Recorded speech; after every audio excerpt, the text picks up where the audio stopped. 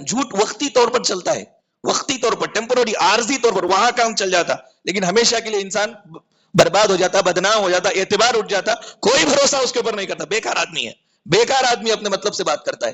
لیکن آپ سچائی کو مضبوط تھامے رہیں گے، وقتی طور پر آپ برے ہوں گے، وقتی طور پر آپ کے اوپر ناراضگی ظاہر کی جائے گی، لیکن آپ صحیح آدمی ہیں، آپ کے اوپر اعتبار ہوگا. اللہ کی دی ہوئی نعمت ہے، جان ہے، مال ہے، اللہ کی دی ہوئی نعمت کو اللہ ہی کے راستے میں وہ دے دیتا ہے، خوشی سے، خوش دلی سے. تو اتنا خوش ہوتا ہے مالک کہ خوش دلی سے دینے کی وجہ سے جنت اس کو دے رہا ہے. اس کی ایک چھوٹی مثال میں آپ کو دیتا ہوں. 1,00,000 روپے میں نے آپ کو دیے اور کہا کہ اس کو دوسروں میں خرچ کرو یا خوش دلی سے پھر مجھے ہی دے دو. یہ امانت ہے، میری چیز میں آپ کو دیا، پھر میں آپ سے پوچھ رہا ہوں، آپ نے بغیر دل کی تنگی کے خوشی خوشی وہ چیز میرے حوالے کر دی، تو آپ کے لیے اب جنت ہے. اب غصے میں آتی ماں باپ بچے کو، برباد ہو جا، مر جا کے، تیرا پیٹ کالا ہو جائے، ایسا بولتے. اسی وقت اگر وہ قبول ہو جاتی تو بچہ کیا ہوتا؟ جب بچہ اگر خراب ہوا تو ماں باپ کو وہ دیکھنے کی طاقت ہے؟ اللہ تبارک و تعالیٰ قبول نہیں کرتے وہ باتیں، بلکہ ماں باپ اگر اچھائی بولیں گے، خیر بولیں گے، تو وہ دعا ماں باپ کی اللہ تعالیٰ قبول کر لیتے ہیں. یہ اللہ کی خاص رحمت ہے. بندے جلد باز ہوتے ہیں، اس لیے اللہ تعالیٰ خیال کر کے کون سی بات کو قبول کرنا ہے، کون سی بات کو رد کرنا ہے، اللہ تعالیٰ ویسا کرتے ہیں. اولیاء اللہ کون ہے؟ عام طور پر لوگ یہ کہتے ہیں کہ مخصوص صوفیہ اولیاء اللہ ہیں، ان کے خاندان سے نکلنے والے اولیاء اللہ. وہ بھی بچے بھی جب پیدا ہوتے ہیں تو بچپن سے ان کی عزت کرنا شروع کر دیتے ہیں، کیونکہ یہ بعد میں بن کر کے ولی بننے والا ہے. اب اس کی عزت کرتے ہیں، اس کی گو کو پیخانے کو لیٹرین میں جا کر کے بیٹھنے نہیں دیتے، اس کو وہیں پہ بٹھا کے لے جا کے دھوتے ہیں. خاندانی طور پر اولیاء کا سلسلہ یہاں پہ لوگ چلاتے ہیں، جہالت ہے. اولیاء اللہ کون ہے؟ الذین آمنوا وکانوا یتقون، ایمان لا کر کے تقوی کی زندگی گزارنے والے ولی ہیں. جو آدمی کتاب و سنت پر مضبوطی سے عمل کرتا ہے وہی ولی ہے. کوئی اپنے آپ کو ولی بولتا ہے تو ہم یہ کہیں گے کہ وہ جھوٹا ہے، قرآن کے مخالف ہے. کیوں؟ اس لیے کہ اللہ نے کہا اپنے آپ کو اچھا مت بولو، کون اچھا ہے اللہ جانتا ہے. اب یہ اپنے کچھ معجزے ظاہر کرنا شروع کرے، کرامات بتانے لگے، تو سمجھ لینا چاہیے کہ یہ شہرت پسند انسان ہے. فرعون کے بارے میں اللہ نے کہا اس کے جسم کو عبرت کے لیے محفوظ رکھا اللہ تعالیٰ. آج بھی مصر کے میوزیم میں اس کی باڈی محفوظ ہے، اس کو کیڑا بھی نہیں کرتا، کیڑے کو کھانا بھی اللہ نے حرام کر دیا. قیامت تک اس کو محفوظ رکھے گا اللہ تعالیٰ. اگلے آنے والے لوگوں کے لیے عبرت ہے. یہ وہ آدمی ہے جو ظالم تھا اور اللہ کے مقابلے میں اپنے آپ کو خدا بولتا تھا. اچھی خوشحال گھریں ویرانیوں میں تبدیل ہو جاتے ہیں، ویرانیوں میں تبدیل ہو جاتے ہیں. آنکھوں کے سامنے عذابات میں مبتلا ہو کر کے دم توڑ دیتے ہیں، چھوٹے چھوٹے بچے مر جاتے ہیں. کسی کی آہ اگر لگ گئی، ظلم اگر آپ نے کیا، تو آنکھوں کے سامنے بربادی آپ کو دیکھنے کو ملے گی. عثمان غنی یہ کون ہے؟ یہ وہ جلیل القدر صحابی ہیں جو عشر مبشرہ میں سے ہیں، لیکن قبر کے پاس جاتے تو اتنا روتے روتے رو ان کی داڑھی بھیگ جاتی تھی، اور کہتے تھے کہ ان القبر اول منازل الاخرہ، یہ قبر آخرت کی پہلی منزل ہے، یہاں پہ جو ناکام ہو جائے بعد کے سارے منزلوں میں ناکام. ارے بھائیو، یہ وہ حقائق ہیں جو اللہ نے غیب کے پردے میں رکھ کر کے ہم کو ایمان لانے کا حکم دیا ہے. ایسے ہی مر جائیں گے تو یہ سارے معاملات ہمارے کھول کر کے ہمارے سامنے آ جائیں گے. بہتر یہ ہے کہ آنکھ بند ہونے کے بعد جب آنکھ کھلے تو وہاں کچھ فائدہ نہیں، آنکھ بند ہونے سے پہلے ہی آنکھ کھولیں اور اپنے آخرت کے لیے کچھ تیاری کریں. دنیا ہمیشہ رہنے کی جگہ نہیں ہے، یہ ایسے ہی رہے گی، یہاں پہ ہم نہیں رہیں گے. ان الحمد للہ نحمده ونستعینه ونستغفره ونعوذ باللہ من شرور انفسنا وسیئات اعمالنا من يهده الله فلا مضل له ومن يضلله فلا هادي له واشهد ان لا اله الا الله وحده لا شريك له واشهد ان محمدا عبده ورسوله اما بعد. محترم بھائیو، الحمدللہ ہمارے 11 روزے مکمل ہوئے. اللہ تعالیٰ سے دعا ہے کہ اللہ تعالیٰ ہمارے روزوں کو شرف قبولیت نصیب فرمائے اور بقیہ روزوں کو اخلاص کے ساتھ صحت و عافیت کے ساتھ رکھنے کی توفیق عطا فرمائے، آمین. یعتذرون یہ 11واں پارہ ہے. اس پارے کے اندر بہت ساری باتیں اللہ تعالیٰ نے بتلائی. چند آیتوں کی تفسیر انشاءاللہ آج ہم معلوم کریں گے. پچھلے پارے کے اندر غزوہ تبوک کا تذکرہ ہوا، وہی جو 30,000 لشکر لے کر اللہ کے نبی صلی اللہ علیہ وسلم روم کے سرحد پر گئے تھے. تو واپسی میں واپس آنے کے بعد اللہ کے نبی صلی اللہ علیہ وسلم کو کچھ مسائل پیش آئے. مسائل کیا تھے؟ جنگ تبوک کو جانے کے لیے عمومی اعلان تھا. عمومی اعلان کا مطلب اگر حاکم اعلان کرے کہ چلنا ہے تو اب سب پر جہاد فرض عین ہو جاتا ہے. عام حالات میں جہاد جو ہے فرض کفایہ ہے، ایک آدمی بھی اگر کر لیتا ہے تو کافی ہے. لیکن جب حاکم اگر آواز دے کہ صبح کو نکلنا ہے تو اس موقع پر جہاد ہر فرد پر فرض عین ہے. جس طرح 5 وقتہ نماز فرض عین ہے، اس طرح اللہ کے نبی کا کھلا اعلان تھا کہ سب لوگ نکلنا ہے. تو غزوہ تبوک میں پیچھے رہ جانے والے دو قسم کے لوگ تھے. ایک تو منافقین تھے, یہ پیچھے رہ گئے. پیچھے یہ کیوں رہ گئے؟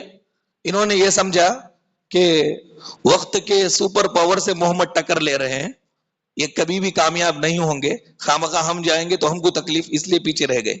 یہ منافقین کا فلسفہ تھا. ایسا سوچ کر کے پیچھے رہ گئے, ساتھ نہیں دیے. اور اس میں پیچھے رہنے والوں میں پکے سچے مسلمان بھی تھے, صحابہ کرام بھی تھے. صرف سستی کی وجہ سے یہ پیچھے رہ گئے. ان کو یعنی جنگ کے اندر نہ جانے کا کوئی پلان نہیں تھا, بس سستی کی وجہ سے آج نکلیں گے, کل نکلیں گے, کل نکلیں گے. 3 دن ہو گیا, اس کے بعد انہوں نے دیکھا کہ قافلہ دور چلا گیا ہوگا, چھوڑ دیے. تو یہ سستی کی وجہ سے نہیں نکل سکے. یہ دو قسم کے لوگ تھے غزوہ تبوک میں. منافقوں کے متعلق اللہ تبارک و تعالیٰ نے یہ بات بتلائی کہ واپس آ رہے تھے تو واپس ہی میں یہ آیت کریمہ نازل ہوئی, یعتذرون الیکم اذا رجعتم الیہم. اے نبی صلی اللہ علیہ وسلم, آپ جب مدینہ واپس لوٹیں گے تو عذر پیش کریں گے منافقین آ کر, الگ الگ بہانے بنائیں گے, بولیں گے کہ یہ تھا, یہ کام تھا, یہ بیماری تھی, گھر کے اندر یہ چیزیں تھی, اس طرح ضرورتیں بتائیں گے وہ آ کر کے. تو آپ دیکھیں کہ ان کا اعتبار آپ نہ کریں, بلکہ یہ دیکھیں کہ ان کے بات کا عمل کیسا ہے وہ دیکھ کر کے فیصلہ کریں. حقیقی ضرورت تھی ان کی تو بات کے عمل سے معلوم ہوگا, تو وہ معذور سمجھے جائیں گے, معاف کر دیے جائیں گے. نہیں تو پھر یہ باغی شمار ہو کر کے منافق ہوں گے, اللہ کے دربار میں پکڑے جائیں گے. چنانچہ اللہ کے رسول صلی اللہ علیہ وسلم جب آئے, نماز فجر پڑھ کر کے بیٹھے, تو یہ منافقین آئے, لگاتار جھوٹی جھوٹی عذریں بول بول کر کے جانے لگے. اللہ کے نبی نے کہا کہ تمہارے دل کا معاملہ اللہ کے اوپر, اللہ تعالیٰ تم کو معاف فرمائے, چلے جاؤ چلے جاؤ, چھوڑ دیے. انہی منافقوں کے تعلق سے غزوہ تبوک سے پہلے سے ہی انہوں نے کچھ سازش کی تھی, پلاننگ کیے تھے اللہ کے رسول صلی اللہ علیہ وسلم کے خلاف, اسلام اور مسلمانوں کے خلاف. بعض منافقوں میں ایسے تھے جو مسلمان اور اسلام ہی کو ختم کرنا چاہتے تھے. تو ختم کرنے کے لیے انہوں نے کیا پلان ڈالا؟ روم کے بادشاہ سے انہوں نے اندرونی طور پر راست باز کر لی, اندرونی طور پر ان کے روابط مضبوط ہو گئے. وہاں سے یہاں سے وہاں تک نیوز پہنچانا, اور وہاں سے جو بھی ڈائریکشن ملتا اس کے اوپر یہاں پہ عمل کرنا, مسلمانوں کے اندر پریشانیاں اور خامخواہ کے مسائل کھڑے کرنا. تو یہ ان کا کام تھا, منافقوں میں سے بعض منافقین. تو ان کو یہ سب کام کرنے کے لیے خبا ایک مسجد تھی, مسجد نبوی تھی, اور دوسرے کوئی جگہ نہیں تھی. تو اپنے کام کرنے کے لیے بہت آڑے تھے, صحابہ کرام بیچ میں آ جا رہے ہیں, کچھ باتیں ہو رہی تھی. تو اپنے سازشوں کو پورا کرنے کے لیے ایک مکان کی ان کو ضرورت تھی, ایک گھر کی ان کو ضرورت تھی. تو انہوں نے کیا کیا, خبا مسجد سے تھوڑے دور پر ایک مسجد بنائی, مسجد کا نام دیا, مسجد بنائی. اور اللہ کے نبی صلی اللہ علیہ وسلم سے آ کر کے کہا کہ خبا تک بھی آنا یا مسجد نبوی کو آنا ہمنا بہت تکلیف ہوتی ہے, مشکل ہے بارش کے دنوں میں, اس لیے ہم اپنے گاؤں, اپنے خریے اور محلے کے قریب میں ہم نے ایک مسجد بنا لیا ہے. اے نبی آپ آئیے, ایک مرتبہ آ کر کے اوپننگ کر کے چلی جائیے. اللہ کے نبی صلی اللہ علیہ وسلم خوب مشغول تھے جنگ تبوک میں, کہا کہ جنگ کے بعد میں دیکھوں گا. تو واپس جنگ سے واپس ہو رہے تھے تو اللہ تبارک و تعالیٰ نے یہ آیت کریمہ نازل فرمائی, کہا والذین اتخذوا مسجدا ضرارا وکفرا وتفریقا بین المؤمنین وارصادا لمن حارب اللہ ورسولہ, کہ اے نبی صلی اللہ علیہ وسلم یہ لوگ منافقین چپکے سے راست بازی کرنے کے لیے اور دشمنوں کو ساتھ دینے کے لیے انہوں نے ایک مسجد بنائی ہے. یہ مسجد کیوں بنائی؟ مسلمانوں کو نقصان پہنچانے کے لیے, کفر کے کاموں کو آگے بڑھانے کے لیے, ایمان والوں کے درمیان پھوٹ ڈالنے کے لیے, وہاں پر رہنے والے لوگوں کو یہاں پر آنے کے بعد بیٹھنے کے لیے پلیٹ فارم چاہیے. تو گھات میں رہنے والوں کے لیے, ان لوگوں کو جو اللہ اس کے رسول سے جنگ کرتے ہیں, ان لوگوں کو پناہ دینے کے لیے انہوں نے ایک جگہ بنائی, وہ جگہ کو مسجد کا نام دیا, اور آ کر کے اوپر سے بول رہے ہیں میٹھے میٹھے الفاظ میں کہ آئیے افتتاح کیجئے, آپ وہاں پر نہ جائیے اور وہاں وہ اس کو توڑ دیجئے. اللہ کے نبی صلی اللہ علیہ وسلم سفر ہی میں 2 صحابہ کو بھیجے اور وہ جگہ کو توڑ دیا گیا, انگار لگا دی گئی, کیونکہ وہ اللہ کے رسول صلی اللہ علیہ وسلم اور اللہ تعالیٰ سے جنگ کرنے والے لوگوں کے لیے پناہ گاہ تھی, ایمان والوں کے درمیان پھوٹ ڈالنے والی چیز تھی. یہ منافقوں کے کرتوت تھے.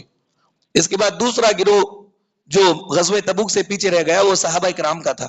تو صحابہ کرام میں سے کتنے صحابہ نہیں نکلے تھے؟ صرف 9 صحابہ نہیں نکلے تھے, باقی سب صحابہ تھے چلے گئے, 9 صحابہ نہیں نکلے. خود ان کا بیان ہے کہ ہم جب بھی باہر جاتے تھے مدینے میں، گھر سے باہر جاتے تو ہم کو شرم آتی تھی. شرم کیسے آتی تھی؟ مدینے میں ہم دیکھتے کہ بوڑھے لوگ، چھوٹے بچے، عورتیں ہی رہتے تھے، کوئی بھی وہاں پہ نہیں رہتا تھا. سب چلے گئے جنگ کے اندر، صرف یہی 9 لوگ تھے. تو یہ 9 میں سے 6 اتنے نادم ہوئے، اتنے افسوس کیے، اتنی شرمندہ ہوئے کہ انہوں نے کیا کیا، مسجد نبوی کو گئے، مسجد نبوی کی جو ستون تھے، ستون سے اپنے آپ کو باندھ لیا اور کہا کہ جب تک اللہ معاف نہیں کرتا تب تک ہم بھوکے یہیں پہ مر جائیں گے. اللہ کے نبی صلی اللہ علیہ وسلم کو جب یہ بات معلوم ہوئی کہ محض سستی کی وجہ سے یہ لوگ نہیں آ سکے اور یہ 6 صحابہ ستونوں سے باندھ لیے ہیں، اللہ کے نبی نے کہا کہ میرے پاس آنا تھا، میرے پاس آ کے معافی مانگتے تو میں معاف کر دیتا تھا. خیر انہوں نے جلدی کیا، معاملہ اللہ کے حوالے کر دیا، اب انتظار کرو، بولو اللہ ہی فیصلہ کرے گا. اس کے بعد جو 3 صحابہ تھے، خاص کر یہ 3 صحابہ کا معاملہ بڑا الگ تھا. کعب بن مالک، مرارہ بن ربیع اور ہلال بن امیہ. یہ 3 صحابہ کے بارے میں کہتے ہیں کہ خدمت رسول میں آئے، وہ لوگ آئے نہیں، جو صحابہ 6 صحابہ تھے وہ آئے نہیں، مسجد نبوی کے ستون سے باندھ لیے، لیکن یہ 3 صحابہ اللہ کے نبی کے پاس آئے، صحیح بول دیے، کہا یا رسول اللہ مکمل آنے کا ارادہ تھا، خوشحالی بھی تھی، اونٹنیاں بھی تھی ہمارے پاس، جنگ کا سامان بھی تھا، لیکن سستی کی وجہ سے ہم نہیں آ سکے. اللہ کے نبی نے ان کو دیکھا، ایسا مسکرانا مسکرائے جو غصے میں مسکرایا جاتا ہے، دیکھتے ہی مسکرائے لیکن غصے میں مسکرایا جاتا ہے، اس طرح مسکرائے. اس کے بعد انہوں نے معافی کی درخواست کی تو اللہ کے رسول صلی اللہ علیہ وسلم نے ان کو سزا دی، کہا کہ تمہارا معاملہ اللہ کے اوپر ہے، چھوڑ دو. یہ دونوں کو نکالیے. کعب بن مالک کا واقعہ سیر کی کتابوں میں بڑی تفصیل سے موجود ہے، کچھ واقعہ وہ ہم سنتے ہیں. کعب بن مالک کہتے ہیں کہ اللہ کے نبی صلی اللہ علیہ وسلم کے ساتھ جتنے بھی غزوات ہوئے میں شریک تھا، سوائے جنگ بدر کے، ہر ایک غزوے میں میں شریک تھا، لیکن جتنے غزوات میں میں شریک تھا ان غزوات میں میری مالی حالت صحیح نہیں تھی، پھر بھی میں اس میں شریک تھا. لیکن غزوہ تبوک کے موقع پر بڑا خوشحال تھا، میں بہت اچھا اللہ نے مجھے مال و دولت دیا، 2 اونٹیاں میں نے تیار کر کے رکھا. صحابہ اکرام کی طرف سے آواز آئی رسول اللہ نکلنے کا حکم دیے ہیں، تو صحابہ اکرام نکلنے لگے، نکلنے کی تیاریاں کرنے لگے. تو میں سمجھا کہ بہت کچھ ہے میرے پاس، آرام سے نکلوں گا، صبح سے لے کر کے شام تک، شام سے پھر صبح تک، اس طرح 3 دن میں ڈیلے کر دیا. میں سمجھا بھی نہیں کہ اس طرح لیٹ ہو رہا ہوں. صحابہ اکرام قافلے نکل کر کے چلے گئے اللہ کے رسول صلی اللہ علیہ وسلم کے ساتھ. 3 دن اب میں پیچھے رہ گیا. خود کہتے ہیں صحابہ اتنے زیادہ تھے، 30,000 صحابہ اتنے زیادہ تھے کہ کوئی رجسٹر بھی نہیں تھا، کوئی نہ آئے تو رسول کو معلوم بھی نہیں ہوتا تھا کہ کون نہیں آیا. کب تک؟ تب تک کہ اللہ وحی کے ذریعے سے نہ بتائے، تب تک معلوم بھی نہیں ہوتا تھا، رجسٹر بھی نہیں تھا. تو وہ خود صحابی کہتے ہیں کہ اللہ کے رسول صلی اللہ علیہ وسلم تبوک کے میدان میں گئے، کسی موقع پر میری یاد آئی، کہا کہ کعب کا کیا ہوا؟ تو اس موقع پر ایک بازو میں بنو سلمہ قبیلے کے ایک صحابی تھے، انہوں نے کہا کہ صحت اور خوشحالی کے 2 چادروں نے کعب کو رو کے رکھا ہے. یعنی انہوں نے یہ کہا کہ ان کو صحت مندی ملی ہے، اللہ خوب ان کو پیسے دیا ہے، اسی کو دیکھ رہے ہیں، اسی میں مگن ہے. اب آگے وہ دین کا کام ہمارے ساتھ نکلنا کچھ نہیں ہے ان کا، بس اپنے ہی دنیا میں وہ ہیں. تو اس موقع پر حضرت معاذ بن جبل رضی اللہ تعالیٰ عنہ وہاں پر تھے، کہا کہ اس طرح کی بات مت بولو. کعب کے بارے میں ہم نے خیر جانا، اب تک ان کے متعلق ہم اچھا ہی گمان کرتے ہیں، یا رسول اللہ کوئی حاجت ہوئی ہوگی جس کی وجہ سے وہ نہ آ سکے، بس اتنا ہی مسئلہ تھا، ختم ہو گیا. اس کے بعد جب اللہ کے رسول صلی اللہ علیہ وسلم واپس آئے، واپس آنے کے بعد منافقین کو دیکھا کعب بن مالک نے کہ جھوٹ بول کر کے بچ رہے، تو ان کے دل میں بھی خیال آیا، بڑے چرب زبان تھے، ان کے دل میں بھی خیال آیا کہ میں بھی کسی طرح جھوٹ بول کر کے بچ جاؤں. لیکن پھر دل میں خیال آیا کہ اگر وقتی طور پر اللہ کے رسول مجھ سے خوش بھی ہو جائیں، لیکن اللہ آیتیں نازل فرما کے اگر میرے جھوٹ کو ظاہر کر دے تو پھر ہمیشہ کے لیے میری بدنامی ہوگی. انہوں نے صرف اللہ تعالیٰ سے ڈر کر کے اللہ کے نبی صلی اللہ علیہ وسلم کے سامنے سچ بولنے کا وعدہ فرما لیا. چنانچہ جب سچ بول دیے تو آزمائش آ گئی ان کو. آزمائش کیا تھی؟ سوشل بائیکاٹ ان کا ہو گیا، 50 دن تک سوشل بائیکاٹ. خود کہتے ہیں کہ مدینے کی سرزمین اجنبی ہو گئی میرے لیے، کوئی مجھے دیکھتا بھی نہ تھا، بات کرتا بھی نہ تھا. میرے 2 صحابہ جو تھے، 2 ساتھی، وہ ہار کر کے روتے روتے گھر میں بیٹھ گئے، لیکن میں تھوڑا ہمت والا تھا، جوان تھا، سارے لوگوں سے میرے تعلقات اچھے تھے، بازاروں میں پھرتا تھا، میں مسجد کو جاتا تھا، میں کوئی مجھ سے بات نہیں کرتا تھا. رسول اللہ صلی اللہ علیہ وسلم بیٹھے ہوئے رہتے تھے فجر کی نماز پڑھا کر کے, تو بالکل رسول کے بازو میں جا کر کے سلام کر کے میں رسول کی طرف نماز میں کنکی نگاہوں سے دیکھتا کہ اللہ کے رسول مجھے دیکھتے ہیں یا نہیں. لیکن اللہ کے نبی جیسے یہ نماز کے لیے رکعت باندھتے تھے, ایک مرتبہ دیکھتے پھر نیچے بیٹھ جاتے, سلام کا جواب بھی نہیں دیتے تھے. صحابہ بازار میں نکل کے جاتے تھے تو کوئی صحابی ان سے بات نہیں کرتا تھا. آخر میں یہ ان کے چچا زاد بھائی کے پاس گئے, گھر کو جا کر کے کہا کہ ابو قتادہ بولو میں اللہ اس کے رسول سے محبت کرتا ہوں یا نہیں. 3 بار بولے. ابو قتادہ خاموش بیٹھے ہوئے ہیں. تیسرے مرتبہ انہوں نے کہا یہ بات اللہ اس کے رسول ہی زیادہ جانتے ہیں, آپ اللہ اس کے رسول سے محبت کرتے ہیں یا نہیں, اللہ اس کے رسول زیادہ جانتے ہیں, مجھے زبردستی مت کیجئے, مجھے یہ حکم ہے کہ میں آپ سے بات نہ کروں, رسول کا یہ حکم ہے میرے لیے. کوئی نہیں تھا وہاں پہ, صرف ابو قتادہ تھے اور یہ کعب بن مالک تھے, کوئی نہیں تھا. لیکن انہوں نے کہا کہ رسول اللہ کا یہ حکم ہے کہ آپ سے بات نہیں کرنا ہے, میں بات نہیں کروں گا. تو روتے ہوئے نکل کر کے وہ وہاں سے آ گئے. 40 دن گزر گئے.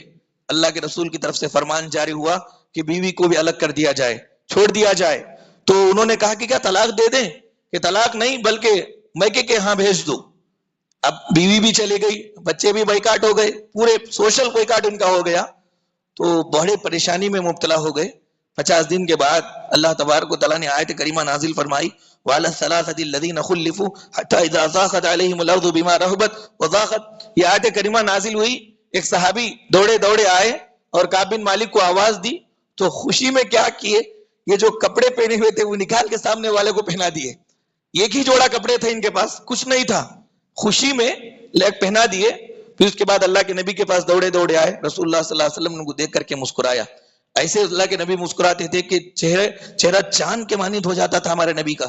تو مسکرائے, مسکرانے کے بعد بیٹھے ہوئے کہا یا رسول اللہ اس خوشی میں صدقہ دینا چاہتا ہوں, گھر کا پورا مال صدقہ کر دینا چاہتا ہوں. رسول اللہ نے کہا کہ نہیں, آدھا مال دو, اپنے لیے رکھو. تم کو معلوم ہے تمہارے پیدا ہونے کے بعد سے لے کر کے اب تک کے دنوں میں تمہارے لیے یہ دن سب سے مبارک دن ہے کہ اللہ تبارک و تعالیٰ نے قرآن پاک میں تمہاری مغفرت کا نامہ لکھ کر کے بھیجا ہے. یہ کعب بن مالک کا پورا واقعہ کہ 50 دن تک ان کی آزمائش تھی. دیکھو غزوہ تبوک سے ایک رسول کے حکم کی مخالفت کی وجہ سے صحابہ اکرام کے اندر کتنی ہیجان آ گئی, کتنی پریشانی ہو گئی. ہم اپنے گریبان میں منہ ڈال کر کے سوچے کتنے سنتوں کو ہم پامال کرتے ہیں. کبھی ہمیں ایسا احساس ہوا؟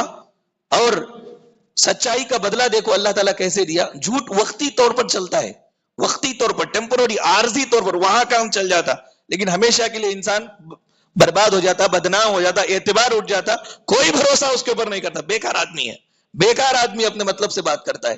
لیکن آپ سچائی کو مضبوط تھامے رہیں گے, وقتی طور پر آپ برے ہوں گے, وقتی طور پر آپ کے اوپر ناراضگی ظاہر کی جائے گی, لیکن آپ صحیح آدمی ہیں, آپ کے اوپر اعتبار ہوگا. یہ کعب بن مالک کی طرف سے ہم کو ملنے والا سبق ہے. جھوٹ ہرگز نہیں بولنا چاہیے.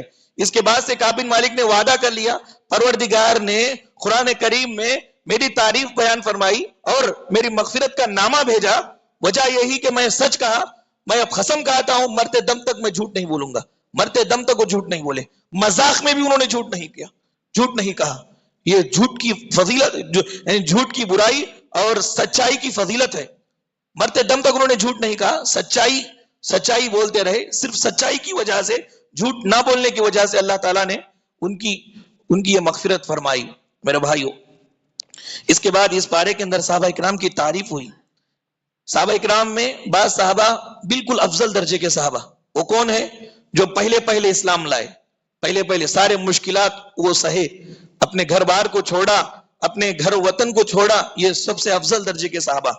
پھر اس کے بعد وہ صحابہ جنہوں نے ان لوگوں کو مدینہ منورہ میں جگہ بھی دیا, دل میں بھی جگہ دیا, گھروں میں بھی جگہ دیا, یہ صحابہ دوسرے کیٹیگری میں آتے ہیں. تیسرے وہ صحابہ جو جنگ بدر میں شریک ہوئے, چوتھے وہ صحابہ جو صلح حدیبیہ میں شریک ہوئے, اور پانچویں وہ صحابہ جو فتح مکہ میں شریک ہوئے. اس کے بعد پورے صحابہ, یہ کیٹیگری ہے صحابہ کرام کی جو اللہ کے رسول صلی اللہ علیہ وسلم سے ان کی فضیلت سے معلوم ہوتا ہے. اس کے بعد اس پارے کے اندر 11ویں پارے میں اللہ تعالیٰ نے یہ خبر ہمیں دی ہے کہ اللہ تعالیٰ مومنوں کے مال اور جان کو مول لیا ہے, خرید لیا ہے. آپ دیکھیں کہ دنیا میں انسان محض امتحان کے لیے آیا ہے. انسان کا دنیا میں آنا صرف امتحان ہے, امتحان کے لیے آیا ہے. امتحان کیا ہے؟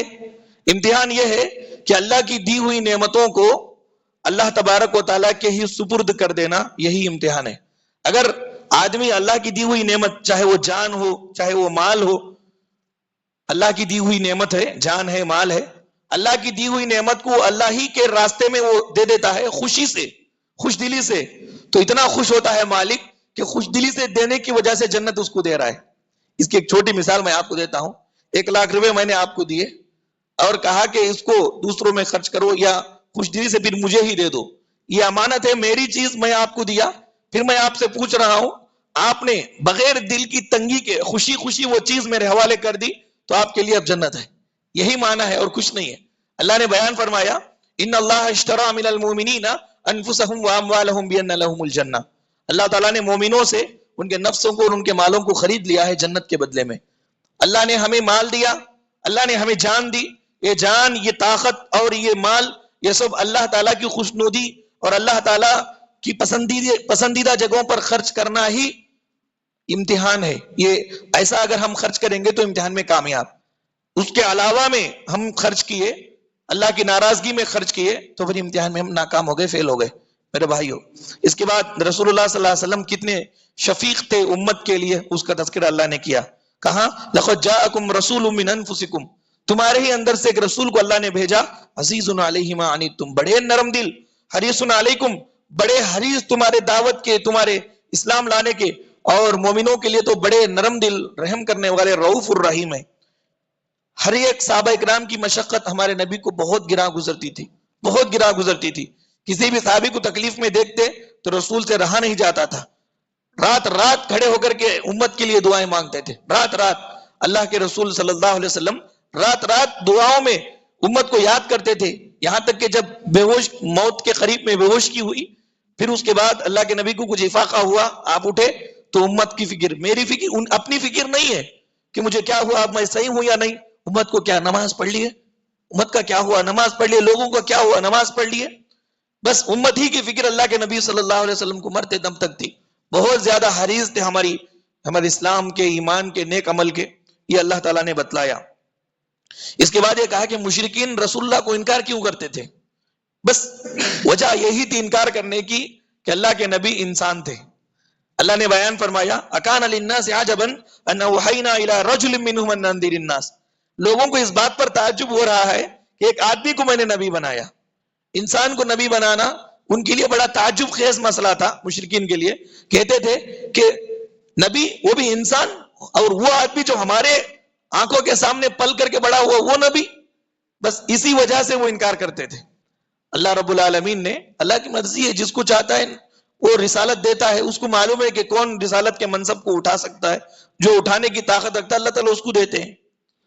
اس کے بعد مشرکین نے عذابات کا مطالبہ کیا، یہ سمجھتے تھے کہ محمد اگر سچے ہیں تو ہم ان کا انکار کر رہے ہیں، انکار کرنے پر ہمیں عذاب کیوں نہیں آ رہا ہے، اور آگے بولتے تھے اے محمد آپ سچے ہیں تو ہم انکار کر رہے ہیں آپ کا، پھر ہم کو عذاب نہیں آ رہا ہے، آپ کے رب کو بولیے عذاب بھیجے، ہم عذاب دیکھنا چاہتے ہیں۔ اللہ نے بیان فرمایا وَلَوْ يُعَجِّلُ اللَّهُ لِلنَّاسِ الشَّرَّ اسْتِعْجَالَهُم بِالْخَيْرِ لَقُضِيَ إِلَيْهِمْ أَجَلُهُم، بھلائی مانگتے ہوئے فوراً اللہ جیسا بھلائی دے دیتے، ویسا اگر برائی مانگتے وقت برائی اگر اللہ دے دیتا تو سب لوگ مر جاتے۔ انسان بھلائی مانگتا اللہ تعالیٰ سے تو اللہ فوراً قبول کر لیتے اور اس کو دے دیتے بھلائی، ویسے اگر برائی مانگتا ہے تو بھلائی کو قبول کر لیے جیسا اللہ اگر برائی کو قبول کر لیتے تو دنیا میں کوئی بھی زندہ نہیں رہتا، مر جاتے سب۔ یہ تو اللہ کا کرم ہے، اس کی شفقت ہے، اس کی رحمت ہے کہ برائی ہم بولنے کے باوجود اللہ تعالیٰ فوراً قبول نہیں کرتے۔ اب غصے میں آتی ماں باپ بچے کو، برباد ہو جا، مر جا کے، تیرا پیٹ کالا ہو جائے، ایسا بولتے، اسی وقت اگر وہ قبول ہو جاتی تو بچہ کیا ہوتا؟ جب بچہ اگر خراب ہوا تو ماں باپ کو وہ دیکھنے کی طاقت ہے؟ اللہ تبارک و تعالیٰ قبول نہیں کرتے وہ باتیں، بلکہ ماں باپ اگر اچھائی بولیں گے، خیر بولیں گے تو وہ دعا ماں باپ کی اللہ تعالیٰ قبول کر لیتے ہیں۔ یہ اللہ کی خاص رحمت ہے۔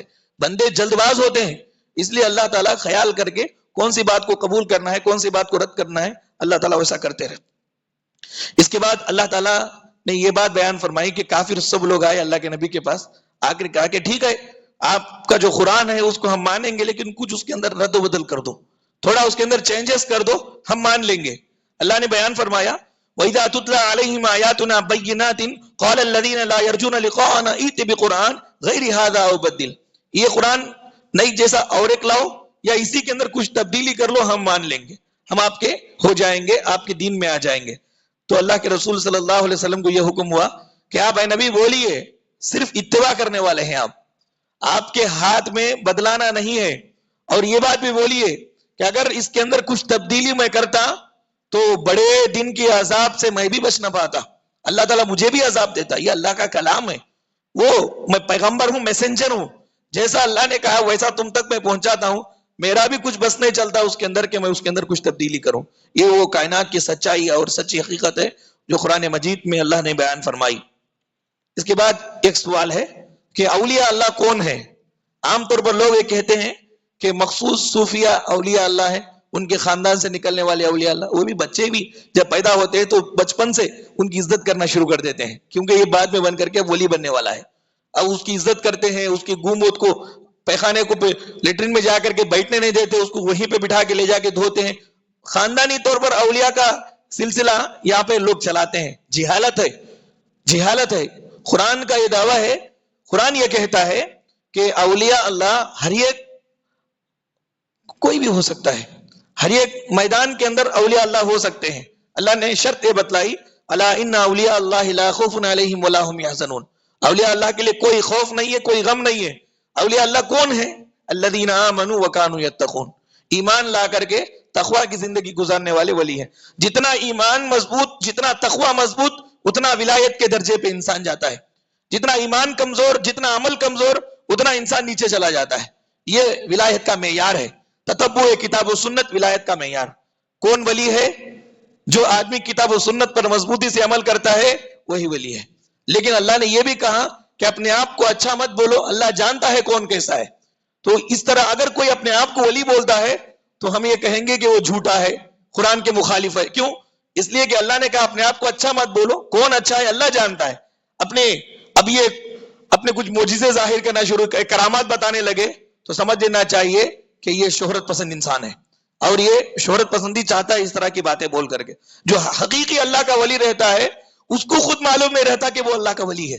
بس اس کا کام کیا ہے؟ قرآن حدیث کے مطابق مکمل طور پر عمل کرتے جاتا رہتا ہے. بس وہی اللہ تعالیٰ کا ولی ہے جو اللہ تعالیٰ اس کے اوپر کچھ ظاہر کریں گے کرامات یا اس کی مدد کرتے رہیں گے. اس کے بعد فرعون کے بارے میں اللہ نے کہا اس کے جسم کو عبرت کے لیے محفوظ رکھا. اللہ تعالیٰ فرعون کے جسم کو عبرت کے لیے محفوظ رکھا. پہلے تو پانی میں غرق ہو گیا تھا، تو پھر اس کے بعد اللہ تعالیٰ نے بعد والی قوموں کو عبرت بتانے کے لیے، یہ کون ہے؟ یہ ایسا کافر اور ایسا ظالم انسان ہے جو رب کے مقابلے میں اپنے آپ کو رب بولتا تھا. اللہ تبارک و تعالیٰ اگلی قوموں کو عبرت کے لیے اس کو رکھا. فَالْيَوْمَ نُنَجِّيكَ بِبَدَنِكَ لِتَكُونَ لِمَنْ خَلْفَكَ آيَةً. آنے والے لوگ تجھے یاد رکھیں، تیرے ظلم کو یاد رکھیں اور تیری انا ربکم الاعلیٰ کے دعویٰ کو یاد رکھیں. اس لیے ہم اس کے جسم کو باقی رکھتے ہیں، محفوظ رکھتے ہیں. آج بھی مصر کے میوزیم میں اس کی باڈی محفوظ ہے. اس کو کیڑا بھی نہیں کرتا، کیڑے کو کھانا بھی اللہ نے حرام کر دیا. سڑنے والے کیڑے بھی اس کو نہیں کھاتے. اللہ تبارک و قیامت تک اس کو محفوظ رکھے گا اللہ تعالیٰ. اگلے آنے والے لوگوں کے لیے عبرت ہے. یہ وہ آدمی ہے جو ظالم تھا اور اللہ کے مقابلے میں اپنے آپ کو خدا بولتا تھا. اللہ تعالیٰ نے ایسی عبرتناک سبق اس کو سکھایا. مومنوں کو چاہیے کہ ظلم سے دور رہے. ظلم بہت خطرناک چیز ہے. اچھی خوشحال گھریں ویرانیوں میں تبدیل ہو جاتے ہیں، ویرانیوں میں تبدیل ہو جاتے ہیں. آنکھوں کے سامنے عذابات میں مبتلا ہو کر کے دم توڑ دیتے ہیں. چھوٹے چھوٹے بچے مر جاتے ہیں. کسی کی آہ اگر لگ گئی، ظلم اگر آپ نے کیا تو آنکھوں کے سامنے بربادی آپ کو دیکھنے کو ملے گی. اللہ تبارک و تعالیٰ نے فرعون کو باقی رکھا یہ عبرت کے لیے کہ بڑا ظالم تھا، بہت خطرناک ظلم کرتا تھا. یہ اپنے رعایا پر بہت خطرناک ظلم کرتا تھا. تو ظلم سے بہت دور رہنا چاہیے. اس کے بعد اللہ تعالیٰ نے یہاں پر 2 واقعات بتلائے. کہا کہ موت کے وقت اگر کوئی آدمی آثار موت دیکھ لے، آثار موت دیکھنے سے پہلے تک اگر توبہ کرتا ہے تو توبہ قبول ہو جاتی ہے. موت کی نشانیاں اگر وہ دیکھ لے پھر اس کے بعد وہ توبہ کتنا بھی توبہ کرنے لگے توبہ قبول نہیں ہوتی. اس کی مثال اللہ تعالیٰ نے فرعون ہی کی دی. کہا کہ جب ڈبو دیا گیا سمندر میں، ڈبکیاں لے رہا تھا تو اس موقع پر پکار کر کے کہنے لگا آمنت انہ لا الہ الا الذی آمنت بہ بنو اسرائیل. موسیٰ علیہ السلام سے کتنی نفرت تھی دیکھو، موسیٰ علیہ السلام سے کتنی نفرت تھی دیکھو فرعون کو، اب ڈبکیاں لے رہا ہے، مرنے کے لیے جا رہا ہے، ایسے موقع پر وہ ایمان بھی لایا، تو کیسے ایمان لایا؟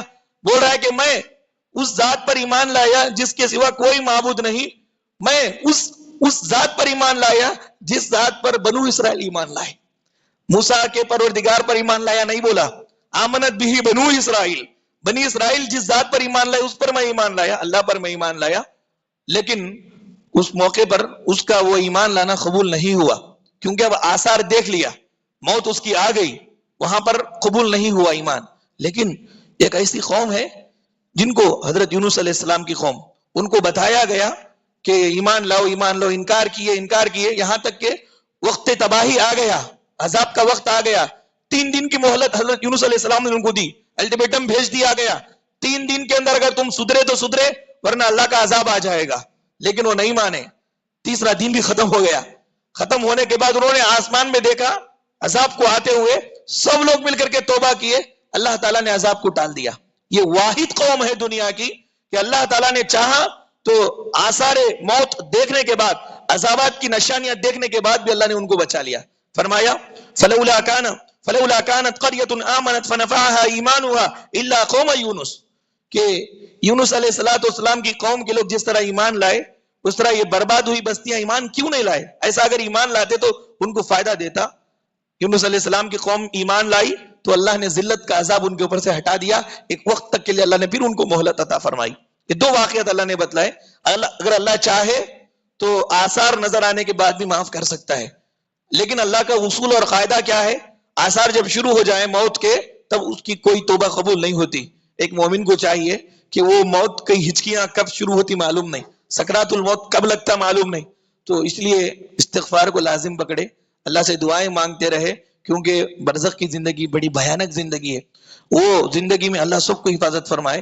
کیونکہ حضرت عثمان غنی یہ کون ہے؟ یہ وہ جلیل القدر صحابی ہیں جو عشر مبشرہ میں سے ہیں، لیکن قبر کے پاس جاتے تو اتنا روتے رو ان کی داڑھی بھیگ جاتی تھی، اور کہتے تھے کہ ان القبر اول منازل الاخرہ، یہ قبر آخرت کی پہلی منزل ہے، یہاں پہ جو ناکام ہو جائے بعد کے سارے منزلوں میں ناکام۔ میرے بھائیو، یہ وہ حقائق ہیں جو اللہ نے غیب کے پردے میں رکھ کر کے ہم کو ایمان لانے کا حکم دیا ہے، ایسے ہی مر جائیں گے تو یہ سارے معاملات ہمارے کھول کر کے ہمارے سامنے آ جائیں گے۔ بہتر یہ ہے کہ آنکھ بند ہونے کے بعد جب آنکھ کھلے تو وہاں کچھ فائدہ نہیں، آنکھ بند ہونے سے پہلے ہی آنکھ کھولیں اور اپنے آخرت کے لیے کچھ تیاری کریں۔ دنیا ہمیشہ رہنے کی جگہ نہیں ہے، یہ ایسے ہی رہے گی، یہاں پہ ہم نہیں رہیں گے، اس لیے ہم لوگوں کو چاہیے کہ اپنے آخرت کے لیے، اپنے خبر کے لیے کچھ تیاری کر لیں۔ اللہ تعالیٰ سے دعا ہے کہ اللہ رب العالمین ہم تمام لوگوں کو قرآن احکامات پر عمل کرنے کی توفیق عطا فرمائے۔ اللہ تعالیٰ ہمارے روزوں کو اور چھوٹی موٹی عبادتوں کو قبول فرمائے، آمین۔ وآخر دعوانا ان الحمدللہ رب العالمین، سبحانک اللہم و بحمدک، اشہد ان لا الہ الا انت، استغفرک و اتوب الیک۔